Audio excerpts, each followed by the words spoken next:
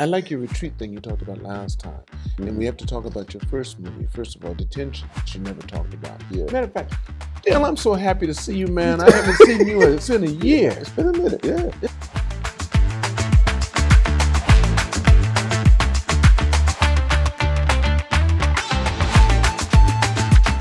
And I was just saying to you, the thing that I really appreciate the most about you, you didn't say one thing about how I edited, how I had the place lit, nothing. And that's what you do, and you do it well. Because I don't want to, it's like, I learned a long time ago, you let other people do their thing. Because at the end of the day, I'm going to do my thing. I know people criticize it, but at the end of the day, I'll take the hits. Because at the end of the day, it's like your child. You put it out there, it's there. The fact that and the thing is, I've been impressed is like I see the post, you occasionally boom, and I go, look at the output. You think so? Look at the output. But it should look good. It looks good, but I mean, it's the quality and the quantity. Yeah. Okay. And the fact that you're consistently putting out. Yeah. First I was trying to be on a certain cycle. Like I said, 1 week. I said, whoa. If I do one a week, that's only 52 in a year. Which is fine. But not for me, no. No. I said, no, that leaves me too much time to do it. No. So I might do 3. Like today, I'm doing 2. Right. After you, I have another person out. Right. And I have someone tomorrow. So I'll do that. But the one thing I won't do anymore is I had 10 in the, what do they call it, bucket? How do you call it? Just kind of backlog. 10 backed up. I had 10 backed up and I hadn't edited or anything. No, that's a lot of time. So I do them right away. When I get them, I try to make sure I'm on top of it. I do it. Which program are you using? When I'm picking my nose at home, so then I do some editing. I do still use iMovie and Final Cut. Okay. So what I do is I do mine backwards. I do Final Cut first, and then I throw it on to iMovie. And then I add the music and stuff to it. Fine. And I can edit it again if I want to. So you don't do any of the audio, anything in the Final Cut? I don't need to, basically. Okay. I take it as is because it's a podcast, and mine doesn't have to be that fine a quality. First of all, I'm of this mindset too. When people do finally start criticizing the audio, this and that, then people are probably looking at it. Well, the other part of this, people are, here's the thing. Most people want to watch because they want to see the guests. Okay. People are going to watch because they want to see who is here. Yeah, right. And the fact that you're presenting and showing people who are in Japan, yes, they have to who are grounded here, and in most cases, yes, right. and have spent time here, right. That's like a class in some ways. Because at the end of the day, somebody goes, "Oh, I didn't know you could do that in Japan." That's the point. You know what? It's like the video you're in. It's like, that's right. Folks said, black people doing all that. There's a black dude with a bakery. That's right. That's right. And and this thing is like I went to Gregory Porter's show yesterday. Gregory Porter, jazz singer. Okay. Not yesterday, 2 days ago, with my son. Where was it? It was through Blue Note, but they did it at the Samita Hall. Okay. And the band, they don't know there was a whole bunch of black folks in the city. They just don't know. Right. Well, see what happens. That's why JAFA. We're starting JAFA. This is something that a group of brothers set up before. So we're going to start off. I have the office in Japan, which is the base, and then we have San Francisco, and that's one of the founding guys is there in San Francisco, and then we have South Africa. So it's going to be we can communicate with each other and do it through that, but it's going to. So you're kind of restarting but I'm making it really an MPO. Okay. On the sense. So, and the same thing on the U.S. side. It's going to be a legit company. Before, it was just people getting together under the name of JAFA. Right. And they didn't have any real legitimacy to them other than they were just getting together. They weren't raising funds. I don't know what they were doing.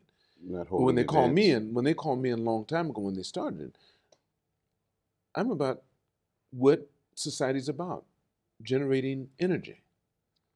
And they weren't talking about doing that, so I said, I'll see you on the backside. And I started my own organization, which is called 3AJ, African American Association in Japan. And what it did right away is made money. And we sponsored Reggie Life's project. Struggle and Success in Japan when he showed it here at the American Club. Okay. So we got the room and stuff and did all that. Wow. But then I didn't go any further with it. But now I'm thinking, now that I do have the time and I'm doing this would be a perfect time to come. So I said, instead of me doing mine at the same time JAFA's doing theirs, I'll join JAFA and just do theirs here. And then I don't care what the name is. Right, because it's like the same ideas can go into this. And they can have other black chambers too after a while, just like Indian restaurants here, just like Jewish centers. It doesn't matter. After there's more than enough to go around. Right. But I'd like to have a consolidated front, and we go together in this and have locations and really make it start to generate. Okay. See. Okay. So in a way, it's going to be like, it's going to be a business organization, social organization. It's going to be all of it mixed together. Yeah. That most definitely facilitates the needs of people of color. Right. Which I think that is lacking in Japan. And partly because of not lack of knowledge of what is possible here. Right. And another, if there are people coming from where we came from, they're traumatized in the first place. Right. So they're looking for all the traumatic things. They're trying to avoid all the things they think would be traumatic here, which are almost none. Yeah, I had somebody ask me, say, when are you coming back to this? Come back to the States? I don't know if I'm coming back to the States. Why would you? No. I said, I was like, at the end of the day, I'm like, I can't, it's like, I don't get mad at police here. And you can talk to them. Wait. You can go up to them, make them your friends, and the last thing you feel is any fear. Right. Even if I get stopped by police. You have no fear. I don't have any fear, but the other part of it is, I probably did it. Like, if I'm riding my bike and I got my earplugs in, they didn't stop me because I was black and they just wanted to stop a black dude. They stopped me because of the earplugs. Because you're not supposed to ride your bike with your earplugs. If my light is broken on my bike and I'm riding at night, they stopped me because of the light. They didn't because stop of your me. color. Because here's the thing. When I'm just walking or I'm riding my bike, I've seen them pull over other folks. And ain't nobody else. And, they pull over me because they just pulling over people for the thing that they did. They're pulling them over for the violation. Right. They're not stopping you just because you may have done something. They stop because I saw you with your thing. Well, America has the highest murder rate from police to civilians in the world. Yeah. They outpace China. Well, that's which China's been they I don't know if it's rightly or wrongly have accused them of being, civil liberties in which that, you're in a communist country and they say, it's their place. The whole thing. But let's get back to you, Darryl. What you been up to, man? So are you filming now? Yes, of course. Okay. Of course I'm filming now, man. So tell me about, you never talked about your first movie, which is Detention. Yes. Because you've done 2 movies so far. You did Detention and Stay. Stay, I had one of the guys that helped produce yours. Mm-hmm. I had him on. Did you notice that? You had Chris. Chris was on. Yes, that's who I'm having lunch with later. Yes. You're having lunch with him today. Yeah. So when I was talking with Chris, you can tell him too, it was hard to talk with him because he was so protective of everything. His lawyer side was coming Well, he's out. very... It's hard to deal with. They're some of the hardest people I've had to talk with. A good friend of mine, Alan, he's a lawyer as well. And I said, Alan, man, how can I ask a question, he gives me a one-word answer. And then I say, how many kids in the family? And he's going to be like, why? I just want to know, man. It's an interview. But yeah, my first film, Detention, we shot it in 98, many, many moons ago. Right. And it's interesting because in Baltimore, at Douglas High School. You told me this. The other school, you didn't get to do it at your school because the principal there had an attitude or whatever. Yeah, he didn't like some of the violent stuff that took place in the school. And you go to the other school, which is closer to your home, and said, carte blanche. Bingo. Right. And that's also a famous school because who went there? Frederick Douglass? No, Thurgood Marshall. Thurgood Marshall went there. Thurgood Marshall went there. I think Cap Calloway may have gone there. Look at this. So they have a statue of Thurgood Marshall in the school, which we show in the film. Wow. But that story came out of my experience working as a substitute teacher. Because after coming out of college, I had to take odd jobs. I took jobs as a production assistant, but in between jobs, I had to find other ways of earning an income. So I applied and became a substitute teacher in the Baltimore City public school system. And so I would go to junior high school, elementary schools, high schools, even went to my own high school as a sub. I was probably the coolest sub that anybody ever had because I would play music in the classroom. Okay. You know, because when the teachers knew that they were going to be out, they would already have a lesson planned. There's a lesson. They just got to do the lesson. I'm traffic control right now. I walk in the classroom and say, look, especially high school students, I say, look, I'm going to treat y'all like adults. This is the assignment. You can do the assignment. Just keep it quiet. Don't make too much noise because there are other classes taking place. I said, look, if it gets too loud, I'm asking you to bring it down. If it gets too loud again, I'm asking you to bring it down. Third time, the offending party has to take a trip to the principal's office. Other than that, we cool. Look at me like, I said, yeah, just do the work. Y'all can work in pairs. I don't need you to, you don't have to do it by yourself. I said, look, especially when I was at my own high school where I was an alum, I was like, I went here. I know the other teachers, so don't trip. I said, we can play some music. You guys can chill, listen to music. Because just like I did when I was in school, I would listen to music when I did my homework. And they were like, okay. And it was cool. You had no problem. No cool. In fact, one of my former students that I was sub is one of my best friends today. Oh, that's neat. He lives here in Japan. Wow. And so those experiences kind of gave me the idea of doing a story that was kind of like a Black Breakfast Club, where a teacher brings in 5 students because she knows that they have potential, but they're not living up to it. And she selects these 5 students for her own reasons to help them begin the process of being a catalyst for them to change, to really recognize their own potential as people and, building up their community. And so me and my, partner at the time, Maxie Collier, we just sat in the car and said, let's just do it. We sat in the car and said, let's make these films. And we did 2 films in 6 months on film. We shot Detention in 12 days on $12,000. That's right, $1,000 a day. Yeah. And, I still remember the day one day we had lunch because the budget is tight.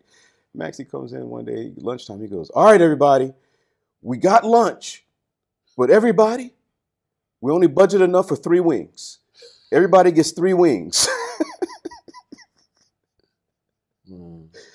And, it's like when you have those stories, and the thing is, it was a great experience because it was a cross-section of people I had previously worked with in Baltimore as a production assistant, and plus new people.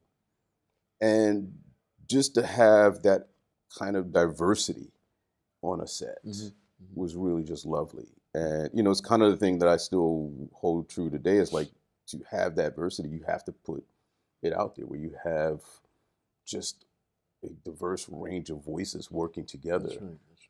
In a creative space. And, the film, and I can tell you, look, one of the greatest moments was also when we had the final day of rap, because I don't think I shared this, was that I had worked on a movie called Renaissance Man. And that was a Thompson, right? That was Penny Marshall directed with Danny DeVito starring. Okay. And at the end of that film, Danny DeVito gave everybody on the cast and crew a bottle of Don Perignon. Everybody. That's class. And some of the crew members, I think 1 or 2 people popped them joints right on the set. And I looked at because it's that nice green box, and you're looking at it, and you're like, whew. And, one friend of mine, dude I knew, he was like, yeah, I'm going to this tonight. Ooh. And I looked and said, you know what? I'm not going to open this till I make my first feature.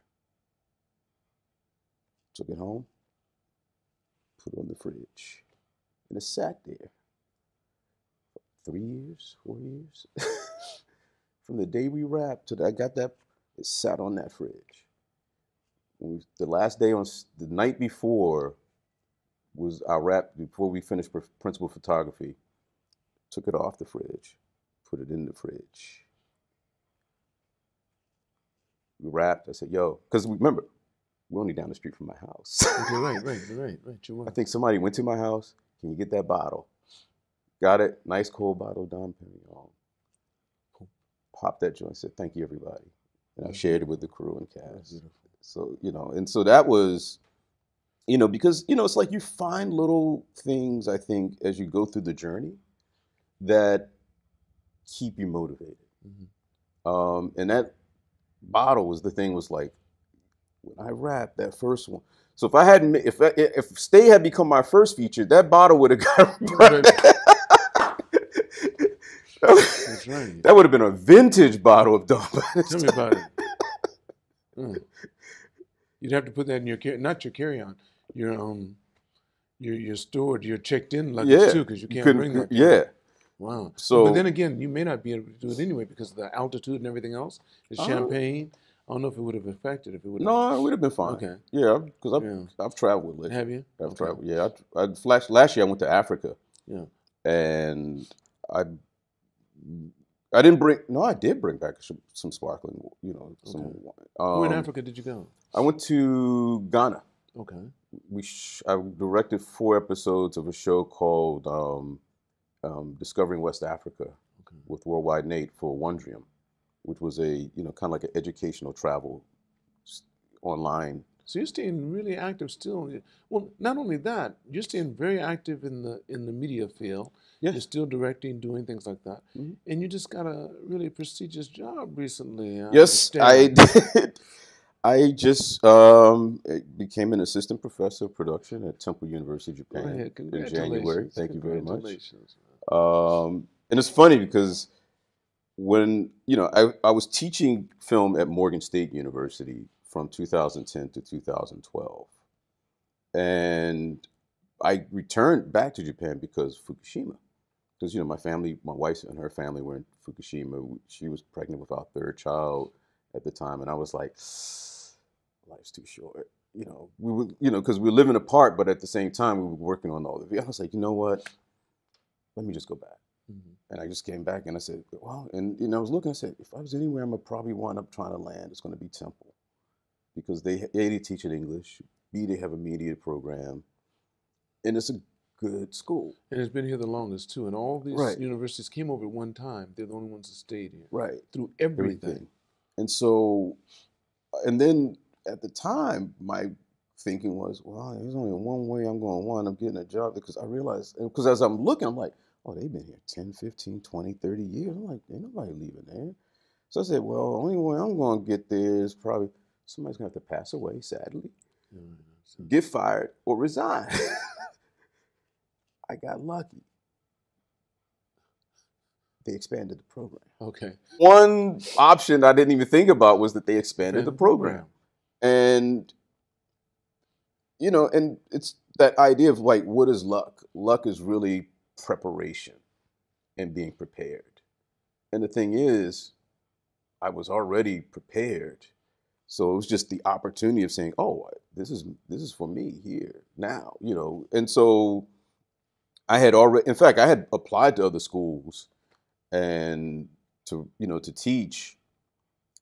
And I had already had a lot of the materials I needed because I had already filled these other applications out previously. And so at the end of the day, I was like, oh, I'm ready for this. This is okay. So by the time it came around, I had already had so much stuff, and I had already been teaching too. I was teaching online with Art Center, which is in Pasadena. So it was like I was already in the mindset. So it was like the preparation had already been done. I had been prepared. I was ready. And, I was like, okay, let's go. And I just had to get my sea legs back, so to speak, once I was back in the classroom. And now I'm just having fun. How long have you been there now? What's this? It's almost May now. This is 5 months now, 6 months in June. All right. Feeling good? Yeah, feeling great. That's good. I mean, it's and here's the thing. You learn that you realize like what it's like again to have a baseline in terms of just survival and, life and expenses and, we got 3 kids, and before I was working on consignment. So it was like, here you might be working this month and you have to stack, it's like you got to be a squirrel socking some away because you know there may be a slow period. Now it's a consistent thing where anything else now builds on top of that, which is Are where you you able want to be. do that? Because I would think that after a while you'd start to build up so much in the students that you have and stuff that is going to take more time away from you that you actually have now to do other things that you might. Well, I have time to do other things. In fact, this summer we're looking to get my next film off the ground. Okay. Will you have 3 months? Yeah. Over the summer? Yeah. That's one thing. So I'm in that phrase. I'm in that phase of trying to raise money and getting cast. Because the thing about indie filmmaking is people who want to finance a project, they go, who's in it? Right. The other side, the flip side of that coin is talent. I mean, especially if you're trying to get talent with people recognize, their first question is it financed? Right. So you have this very chicken or egg thing, egg thing. And so we're combating and trying to crack a couple of eggs. I mean, we have 2 letters of intent. I can't talk about who yet. But we have our lead actors who have helped us now get to this next stage, because getting your leads at least gets you started. And so, because that's I actually had to tell the manager, I said, look, it's chicken or egg right now. He says, are you guys? I said, we're not financed. But the money side keeps saying, who's in it? You know, I got to have somebody on one of these sides has to come through and be like, let's roll. Right. Let's do something. So now that I have my lead actors, we're now looking to get other actors. But then we now have at least something we can build on in terms of getting, the financial aspect. Can you tell us anything about the movie, or do you want to keep No, it's a love story. Okay. It's called Polaris. Polaris, right. It is about an African-American chef who loses a sense of taste. Wait, hold on. You spoke about this the first time we did the interview, and then I said, is it because of COVID? And you said, hold it for a second. It wasn't originally, but since that did happen, it could be. Yeah. It could be. And I said, that was really good. Yeah, Polaris. Yeah. And I asked you why you call it Polaris. You said North Star. Right. Yeah. You got to follow that North Star. That's right. And so, he loses his sense of taste. He comes to Japan and fulfills his father's final wish. And on that journey, he meets a Japanese woman. And together they go on trying to find the thing so he can go do the thing he's supposed to do for his father. And they come to learn that destiny's a choice. You make choices, And so, it starts in Baltimore, which is my hometown. Right. And then he travels to Japan. And, and he gets to learn and see, because part of the story, I didn't want to just have it be a Tokyo story, because, it's like, I know folks come to Tokyo and they think, oh, Tokyo, wacky Tokyo. Like, Japan isn't all Tokyo. There's so many other areas outside of Tokyo that most people don't even get to experience. This film takes you there. We go into the countryside. Part of the story is taking place in Sapporo, because I think and I'm sure as somebody who's traveled around the country, I know you travel on your motorcycle and the whole nine. Did it in the car and motorcycle, yeah. Right. You realize, like, there's a whole nother part of Japan most people don't experience. Like, just the fact that sometimes you could just be out in the middle of nowhere and somebody will see you and they'll just start chatting you up and they're like, oh, come on over. Like, folks are just so inviting. And you rarely see that. And you rarely see that with people of color. And so to have, I like to say this story is so your actors are, so one of them, the the male lead is black. It's black, okay. Yeah, he's black. I mean, I can talk about Stay. Now, Stay, he isn't. No. Yeah, Stay is a Japanese film. Guy, right, okay. But yeah, no, my lead actor is black because in a lot of ways, Stay was the manifestation of proving I could do it. In a lot of ways. I remember, because when I was in grad school, I was trying to do my thesis in Japan. And I had some pushback. Administrators, professors, there was some pushback. and we had to change up the project. And I was like, because for me, it was like, well, I came to grad school having already done a feature. I came to grad school already fully formed adult. I didn't come out of undergrad going into grad school. I came into grad school with the life experience. And so I'm like, for me, it was like thinking, well, you as professors should be more like, well, if there's anybody we're going to trust to take a movie and go outside the country, it's this guy. And so for me, doing Stay was almost a little bit of a moment of saying, you know what, I told you guys I could do it. We could have done that movie here. Now you see I've just done a feature here. And, you know, and to prove it, not only to myself, but to those, you know, and then you still don't get any love from your own. Right. It's hard. I think it's hard, but you know, and here's the thing, just roll with it. You know what? If you love it, the thing is, I can say this about anyone who really has a passion about anything, it won't matter what people say. No, that's what passion is. Right. You're going to do it regardless of what. Because at the end of the day, once you finish it, once you put it out there, once you you can't control how other people feel about the work. That's true. You can't. Well, I tried to on this podcast. No, I did. But you're really right about that so much, because that's the first time I've ever done anything like this. Right. I've played around with it.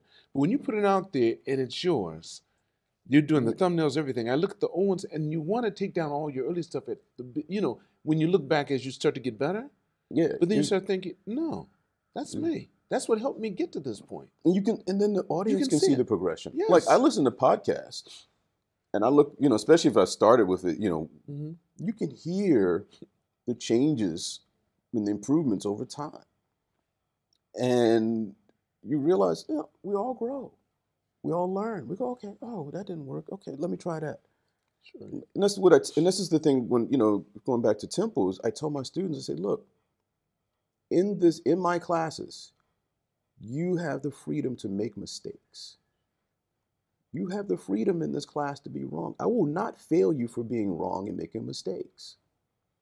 If you don't try and you don't do anything, just an automatic failure. Right. But if you try something and you don't succeed, my goal is for you to learn the lesson about why, and learn and talk about and understand why that didn't succeed or why that didn't work. Mm-hmm. I'm not going to fail you for trying. Do you have a big class? I mean, how many students? It depends on the class. Like, I had one class that had 3 students. I had another class that had 15, 20 students. Okay, so your classes are much bigger than about 20 kids. Yeah. If you get 20. Yeah. How many departments? I mean, how many teachers doing what you're doing? 2? I think there were 4 or 5 of us in the department. In media? Yeah. Or it's more. I think there's more because there are different, like, there's somebody doing sound, there's, other people. So, mine is focused mostly on production and screenwriting at this point. All right. And so, it's one of those things where you realize that you have to allow students to be students. Do you have more girls, boys? It's a mix. It's a mix between males and females. It's a mix between, you have Japanese, you have students from China, you have students from, Europe and the States. So it's like this really nice mix globally of students. That's nice. And, which I really enjoy because, it's like different voices, different perspective, different point of views. And you learn something too, yeah. And I try to get them all to, and part of my goal is to get them to work together. Because in a lot of ways, production is a collaborative process. It's like you get somebody to do the lights, you get somebody else behind the camera. I know you got everything. But that's what I hope to elevate to eventually. And I thought about bringing students in to do that, because of course I make no income, and have them do this, and then I can show them how to do their own because they're learning. I already know how to do all of it. Right. But if they came in and then they start doing it, that's good. Editing's harder. I don't want to give that up yet. Editing is really making conscious choices. That's right. About where you're going to cut, right, and what's the pacing of your cut going to be. That's one thing I work on. I haven't done so well on that because sometimes I do it. One time I was saying my pace would be this. For example, I have 4 cameras here. Right. So one's on you here, one's on both of us, and then this one's across my shoulder, across my head. Right. So when you're looking that way, sometimes I'll cut to that camera. Oh yeah. And then when you turn this way, then I'm cut to this camera. You know, right. this which camera is, back which here. Which you but cut I don't on the do it action. all the time. I don't do it all the time because it depends. Right. On what you're talking about sometimes and It what all the pace is. And then I thought, do I really want to pace? That's mendokusai, like they say in Japanese. A little bit too komakai for me. Right. Too. And then then you go good. And then you go to the part where you're like, yeah, maybe we don't need to have him saying that. No, I do. And a lot of what I say is taken out. This might be taken out, but I take out a lot of what I'm saying because it's about you. Right. And that's the part, and that is editing. That's right. That's what editing is. And I have to teach my students that when you get into the editing space, that the audience only sees what you finish with. That's right. They have no idea. Like, you could take something from the beginning of this interview, put it somewhere in the middle. Audience they won't know that it came from the beginning. That's right. So I tell them, I said, look, take a few, even when you're doing your shots, before you yell action, take a moment. Give your actors, a moment to breathe. But before you say cut, take about 2 or 3 beats, because you may get a look or something at the end of that shot that you might need later on. And so you go, in the end, and you get the camera, cut.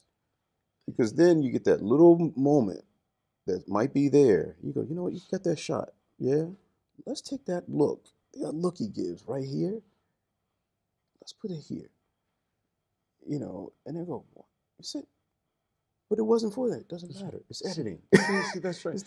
You're teaching me something right now, too, that I know, but I don't know. I know because I've heard it through editing long ago and reading about it and stuff. But you forget about the stuff if you're not. I don't practice that. Right, because you could do the moment. You could it's like the shot of, if this was a single camera shoot. Right.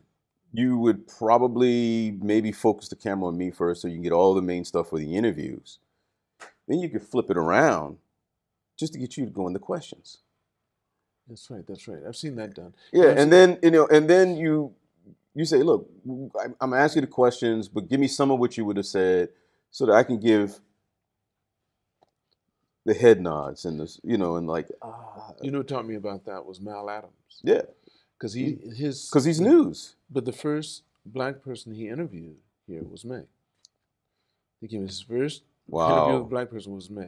That's all right. And that was the first time I'd been on national or international TV. And he put me on. And then people start talking to me after that. Yeah. I just talked to Mal the other day. Mal, how you doing, my man? Mal Adams. Yeah.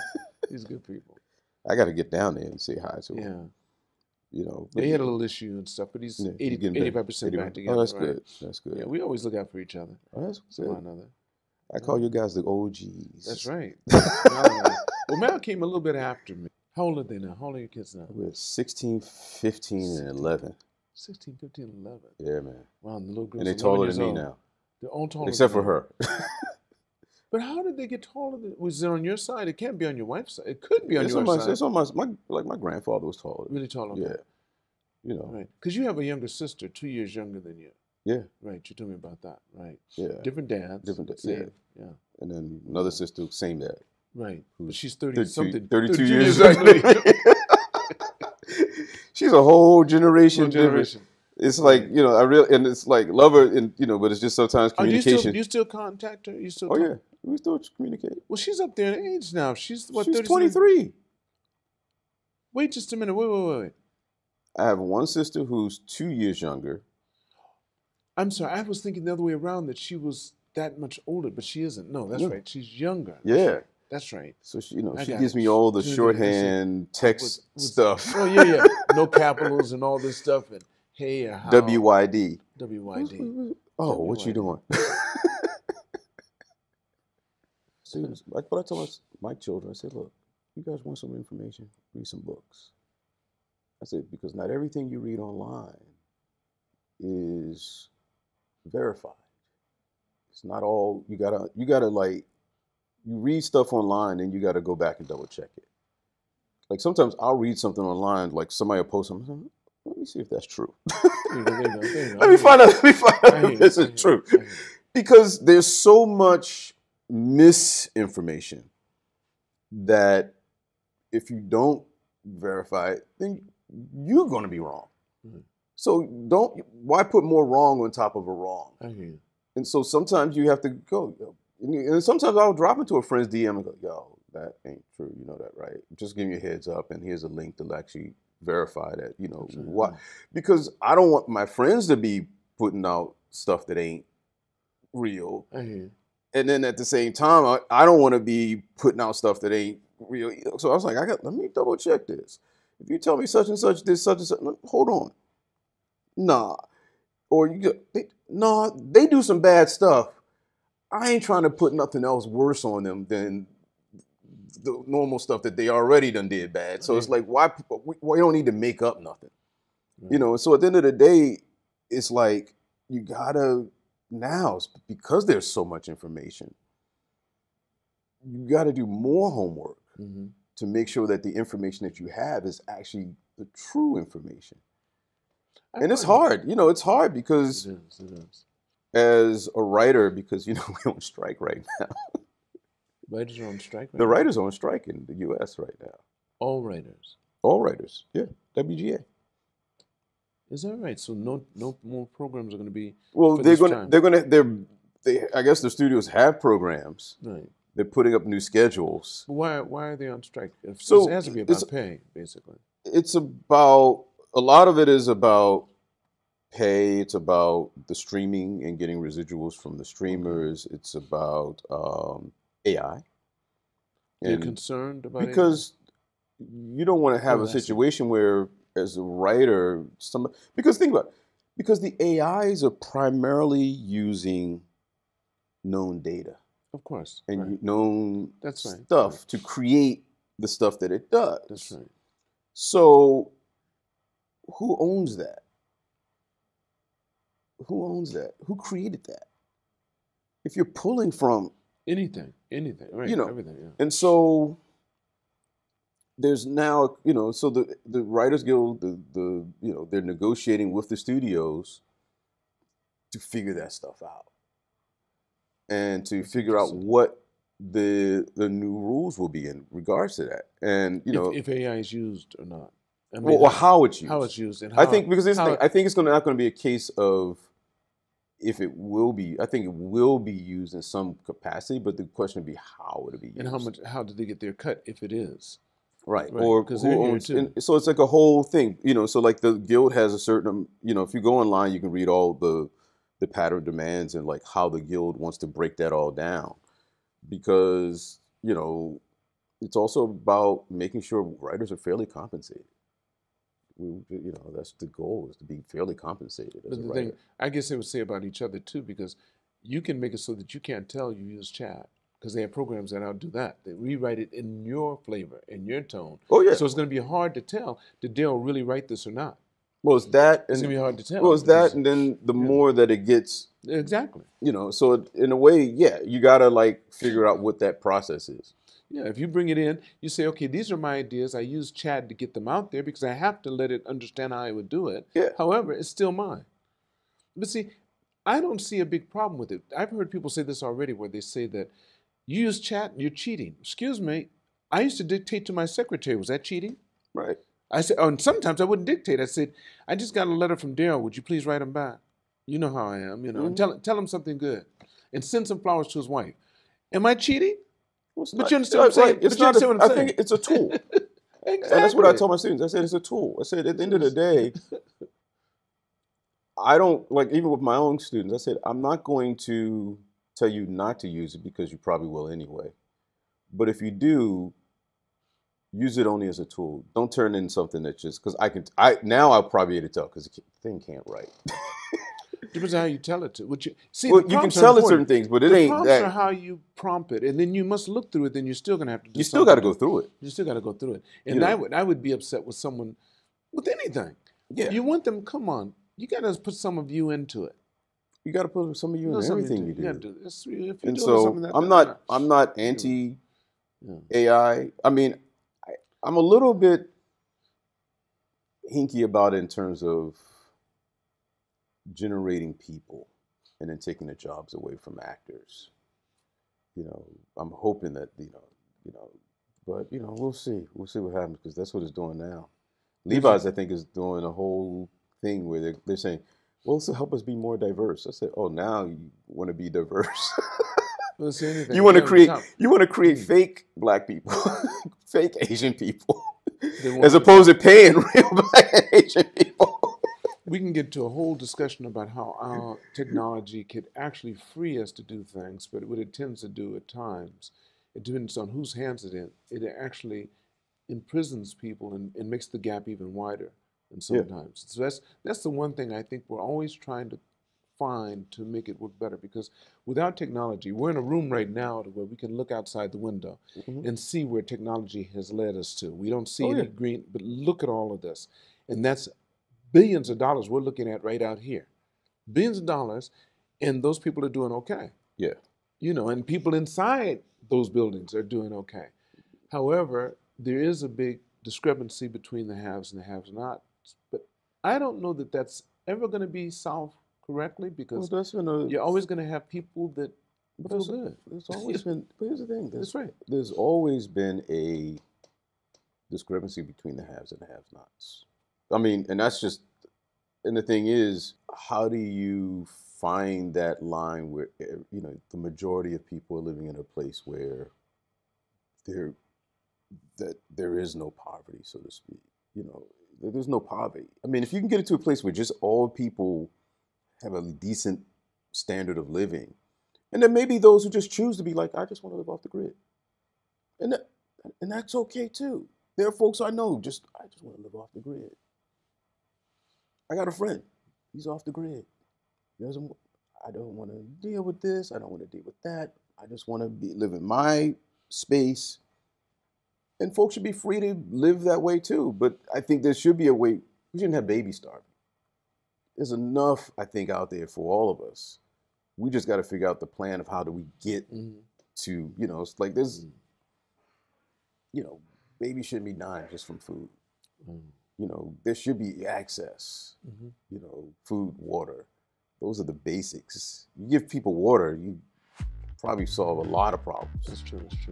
Now, I know you're doing your project. Back to you yes, and your project. I know you're doing your project that you plan on doing over this summer if you get the funding and stuff. Yeah, the fun part. The fun part, get the funding and stuff. And that'll be Polaris. Yes. You'll have that out. When do you think it will be released? Let's say everything goes smooth, you get if everything goes, if we get the funding and we shoot it this summer, we will probably, I wouldn't be able to do a deal until after the strike ends. After the strike ends. Because that would be, because I don't want to cross the picket line. I mean, because we're doing it as an independent film, it's a whole different thing, but we couldn't do any negotiations with any struck company, because at the end of the day, it's like, well, I ain't crossing the picket line. That's still my union. So it's more about maybe some festivals. I'd like to try to get into some what they call upper tier festivals, like Sundance or Telluride or Austin or Tribeca. Try to get into, or Tokyo International Film Festival, get into one of these, Busan, upper level festivals to premiere and screen, because then that at least gets us into a place of recognition where people see it and know that the film is out there. And then we'll see. You got to level up. You got to take these steps up. That's wonderful. I appreciate this time. No, thank you. I appreciate inviting me back. We're going to do it again. We're going to do it again after you finish Polaris. Yes. That's going to be the thing. Always a pleasure being back and talking. Isn't it? Yeah. I want to thank all of you for watching this podcast. Make sure you press like and subscribe. And never forget, it's all unknown, so continue to reach for the stars. Because you're too blessed to be stressed. And press that like and subscribe button for real.